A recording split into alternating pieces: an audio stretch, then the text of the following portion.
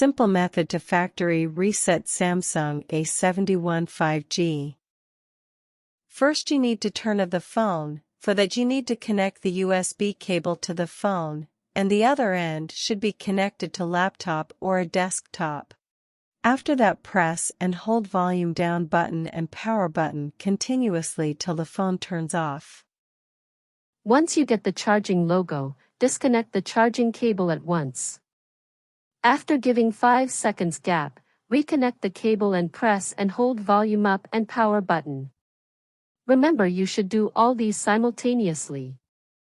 Once you get the Samsung logo displayed on screen, leave the power button and continue holding volume up button till you see the recovery screen. Now use volume buttons to navigate and choose Wipe Data Factory Reset and confirm with the power key. After that, select Factory Data Reset. At the end, choose Reboot System Now with the power button.